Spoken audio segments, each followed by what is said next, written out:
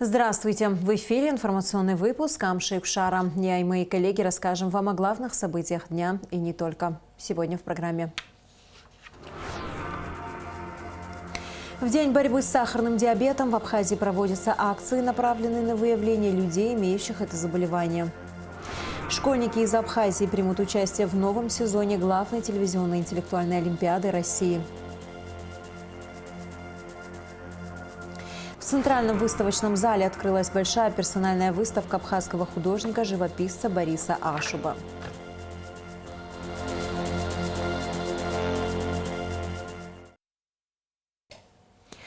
В спецназе ГСО прошли тактико-специальные учения. В течение нескольких дней спецназовцы совершенствовали профессиональные навыки и умения по огневой, физической и тактико-специальной подготовке как на базе отдела, так и на полигоне в селе Нижняя Шера.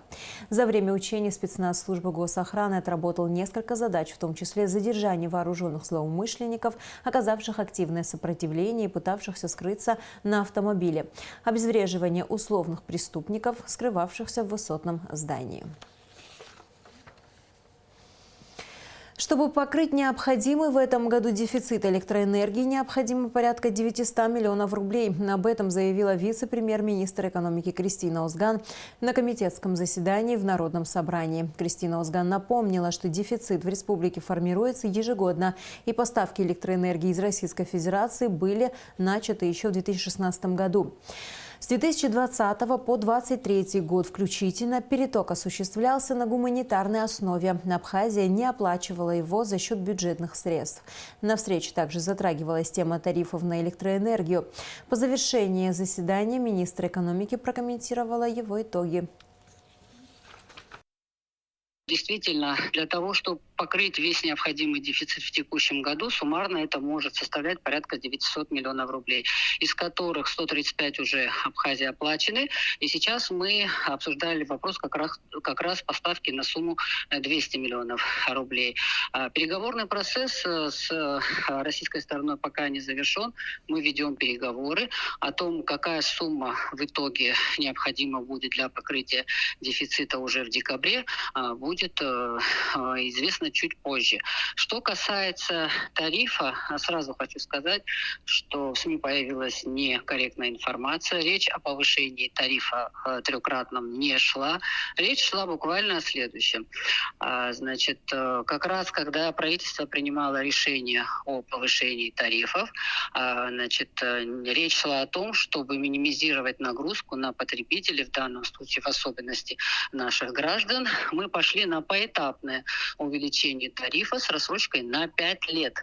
И как раз было сказано, чтобы если мы такое решение не приняли бы тогда, то пришлось бы его трехкратно увеличивать. Непосредственно об этом речь шла. Поэтому на данный момент мы действуем в рамках пятилетней тарифной политики. Тариф ежегодно увеличивается с 2022 года, но ни о каком трехкратном увеличении тарифа речь не идет. 4 майнинг-фермы выявлены сотрудниками МВД. Изъято 106 аппаратов для добычи криптовалют. Изъятые аппараты помещены на склад временного хранения. В отношении владельцев майнинг-оборудования составлены административные протоколы. Детали в оперативной съемке Министерства внутренних дел Абхазии. МВД Абхазии продолжает работу по противодействию незаконной добыче криптовалют. Сотрудниками Управления экономической безопасности и противодействия коррупции в ходе обследования территории бывшего ипподрома в селе Елыра Чемчирского района выявили действующую майнинг-ферму. При участии специалистов Государственного комитета по стандартам потребительскому и техническому надзору, а также Чемчирского филиала РУП «Черноморэнерго» изъято 40 аппаратов по добыче криптовалют, принадлежащие Вардае Мурату Робертовичу, жителю Чемчирского района. В лесном массиве села Кутола Чемчирского района сотрудниками УЭБ ЭПК МВД совместно госстандартам обнаружено и изъято 18 майнинг-аппаратов, принадлежащие Хинтба Тамелу Валерьяновичу, жителю города Сухум. В Голерипском районе в селе Нижний Пшап в частном домовладении по улице Леона обнаружено 23 аппарата, принадлежащие Кутеле Вадику Ивановичу. Оперативные мероприятия провели сотрудники ОЭП и ПК МВД при участии Госстандарта Абхазии. Также в Голерипском районе в селе Уарча в лесном массиве с сотрудниками Управления экономической безопасности совместно с СОБР МВД при участии специалистов Госстандарта обнаружено 25 аппаратов по добыче криптовалют, принадлежащие жителю города Сухом Пабба Рустаму Гурамовичу. Изъятые аппараты помещены на склад временного хранения. Общая мощность незаконно потребляемой энергии составила 166 киловатт. В отношении владельцев майнинг-оборудования составлены административные протоколы в соответствии с частью 2 статьей 96 прим. 1 КоАП Республики Абхазия. В МВД действует горячая линия. Кому известна незаконная деятельность майнинг-объектов, просим направить сообщение на телефон доверия.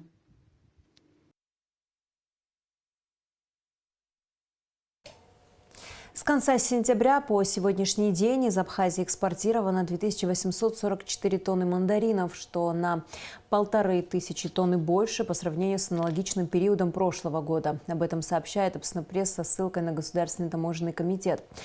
Фихуа вывезено 571 тысяча килограммов, хурмы 123 тысячи килограммов, лимонов более 139 тысяч килограммов. 14 ноября – Всемирный день борьбы с диабетом. Этот день был введен в 1991 году Международной диабетической федерацией и Всемирной организацией здравоохранения в ответ на угрозу возрастания заболевания диабетом во всем мире. В Абхазии вот уже несколько лет в День борьбы с сахарным диабетом проводятся акции, направленные на выявление людей, имеющих это заболевание. Лаура Капш продолжит тему.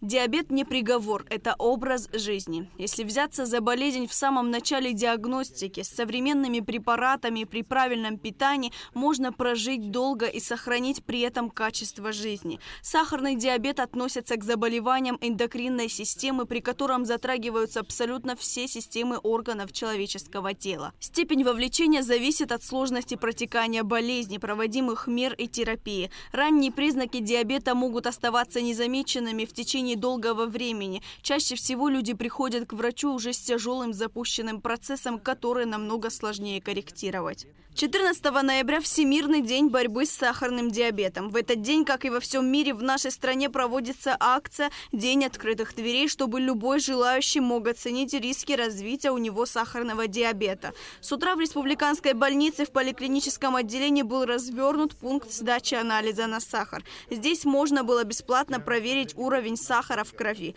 К моменту прибытия нашей съемочной группы обследовали 6 человек. Григорий Федоренко вот уже 13 лет борется с сахарным диабетом. Ему приходится соблюдать диету и выполнять предписания врачей. 80-летний мужчина с виду выглядит здоровым, да и нет особых жалоб. Единственное, зрение уже не то. Я считаю, на мой возраст проблем нет.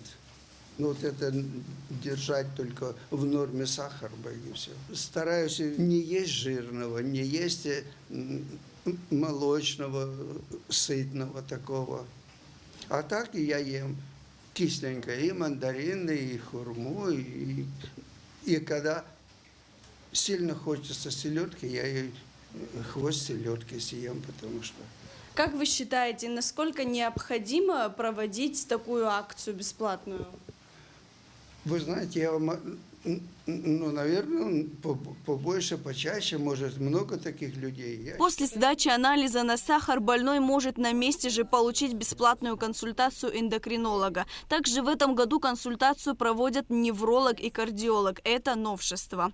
Григорий Федоренко, получив свои результаты, направился к эндокринологу, поскольку у него высокие показатели. Здесь ему откорректировали лечение.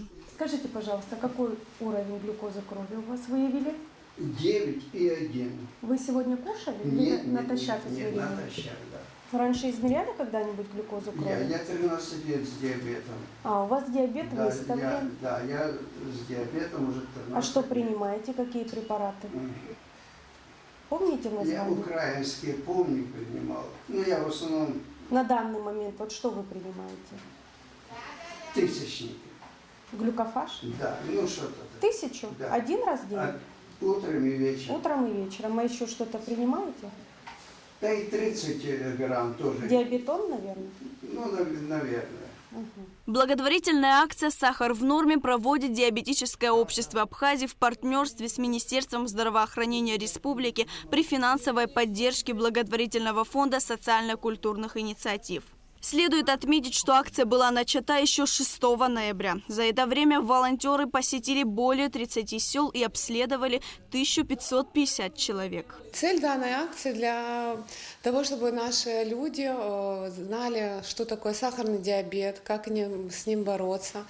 Проблема, коварство сахарного диабета в том, что он страшен своими осложнениями. Человек может жить и не подозревать, что у него есть сахарный диабет, потому что незначительное увеличение глюкозы в крови не дает никаких явных симптомов. И пациент уже к врачу обращается с свершившимися осложнениями, такими как незаживающая рана на ноге, учащенное мочеиспускание, боль в сердце. Но самые грозные осложнения сахарного диабета – это инфаркты, инсульты. И вот чтобы вовремя предупредить эти осложнения, конечно, нужно чаще обследоваться, раз в год, раз в полгода проверять глюкозу крови. По стандартам ВОЗ норма сахара в крови составляет 3,3 миллимоль на литр до 6,1 миллимоль на литр. В зависимости от причины различают 4 вида сахарного диабета. Первый тип – это тип, где полное отсутствие собственного инсулина и вводится экзогена. И это страдают этим молодые люди, дети, и там как бы их количество меньше. Чем сахарный диабет второго типа, он больше зависит от образа жизни, от неправильного питания, нерациональный прием пищи и малоподвижный образ жизни. А у нас в Абхазии в основном молодежь болеет или взрослое поколение именно сахарным диабетом? У кого больше выявляется? Ну и как и во всем мире, больше второго типа. По данным ВОЗ, на сегодняшний день диабетом страдают около 422 миллионов человек, что составляет почти 6% от всего населения планеты. Статистика заболеваемости диабетом ежегодно растет. Если ситуация будет развиваться теми же темпами, то к 2025 году количество пациентов с диабетом увеличится в 2 раза. К 2030 году сахарный диабет станет 7-й причиной смерти во всем мире. Акция «Сахар в норме» пройдет и 15 ноября. В Сухуме в парке администрации города и в Центральном парке Нового района, в Гудауте на Центральном рынке, в Очамчире напротив администрации города, в поселке Цандрипш, в поликлинике с 9 утра будет осуществляться прием всех желающих. Лаура Капш, Михаил Братухин, Абхазское телевидение. Министр здравоохранения Эдуард Будба проинспектировал работу резервного склада медикаментов Министерства здравоохранения. Как рассказал начальник управления обеспечения лекарственными препаратами и медицинскими изделиями Минздрава Ахра Аджба, резерв пополняется постоянно. На сегодняшний день проблем в текущей работе не возникает. Эдуард Будба подчеркнул необходимость хранения грузов медицинского, в том числе и лекарственного назначения, в соответствии с приказами Минздрава и другими нормативными документами. Школьники из Абхазии примут участие в новом сезоне телевизионной интеллектуальной олимпиады «Умницы и умники». На этот раз в Москву отправятся Лаура Ажиба, ученица Гагарской средней школы номер 1, Аслан Тарба, ученик Бамборской средней школы Гудаутского района, Лана Кирия, ученица Ткварчалской средней школы номер 2. Школьников сопровождает главный специалист Минпроса Нона Квициния. Съемки телепередачи будут проходить с 16 по 18 ноября на территории телецентра Останкино. В Центральном выставочном зале Союза художников Абхазии открылась большая персональная выставка абхазского художника-живописца Бориса Ашуба «Лучи солнца». В 2 залах ЦВЗ представлены более 100 работ художника, написанных в разные годы. На экспозиции побывала Гугуца Варданян. Яркими красками на холстах оживает любовь к жизни, радость, безграничная любовь к родине и сопереживание ее непростой, но такой интересной судьбе. Свое настроение и чувства художник Борис Ашуба вот уже много лет передает через свои работы. Это картины, которые откликаются в самое сердце. Так гости выставки под теплым названием «Лучи солнца» Бориса Ашуба говорят о творениях мастера. Яркие работы, жизнерадостные, прям душа радуется, когда смотришь на полотна. Какая картина больше всего запала в душу? Какая картина? Ну вот самая первая. Все картины очень красивые, зашел, понравилось. Краски красивые, оттенки очень передал. Вот на некоторых рисунках видно, как свет падает. Мотивы детства, седовласый старец у вершин гор, сюжеты, посвященные махаджирству, памяти Сарии Лакоба и другим историческим событиям. А еще города и самые живописные уголки Абхазии в разные периоды. Все это сегодня на картинах, представленных в Центральном выставочном зале. Посмотреть выставку «Лучи солнца» пришли не только жители столицы, но и гости Абхазии. Анастасия и Алексей приехали из Минска и Москвы. Они художники и поделились своими впечатлениями. Выставка очень приятная. Нам понравилась и разноплановая такая. Очень интересно смотреть и переходить из зала в зал. Вот. Есть интересные пейзажи. Особенно узнаваемый вот новый Афон, там есть детский мир и закат в Сухуми, по-моему, тоже такой очень интересный, приятный. И еще можно проследить по годам, как художник по-разному передает там цвет, эмоции от, я так понимаю, своей родины, потому что мы просто не местные, мы случайно попали на выставку, очень интересно, вот, и живописно очень приятные вещи. И интересные портреты. Они очень отличаются от пейзажей. Вот, они такие сугубо, в этом такое отношение к характеру. Очень отличаются от пейзажей подходом своим. И вот какой-то такой точечной вот передачи, что это графика, совершенно другое отношение. Интересно, как туристам, интересно посмотреть, как раньше смотрелись места, по которым мы гуляли, и как они раньше выглядели. То есть это совершенно другие краски, другие эмоции. То есть картины с детскими воспоминаниями какими-то. Это довольно интересно, когда ты уже прошел по этим местам, и здесь ты можешь их по-другому совершенно видеть. Многие места вы узнали сразу? Да, вот уже побывали во многих этих местах, и они совершенно по-другому смотрятся на картинах. Художник пишет в разных жанрах. Среди работ Бориса Ашуба есть и портреты, и пейзажи, и натюрморты. Экономист по образованию и художник по призванию.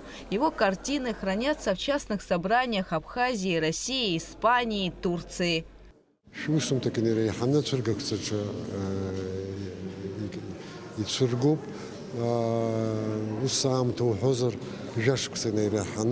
أوس دزولز أوسم تكبرا يعرفشو تورخ ياتحلو خمبدا أبسنابش تريات حلو وبس أتيماكو يويبش معصر بشرستخوب يخنز سلوش. Выставка Бориса Ашуба проходит в Центральном выставочном зале Сухума и продлится до 24 ноября. Гугут Савардания, Заур Кварчия, Абхазское телевидение. И в завершении выпуска о погоде. По сообщению гидрометцентра, в среду 15 ноября на территории Абхазии ожидается переменная облачность без осадков. Температура воздуха ночью 10-15, днем 14-19 градусов. Температура морской воды 18 градусов.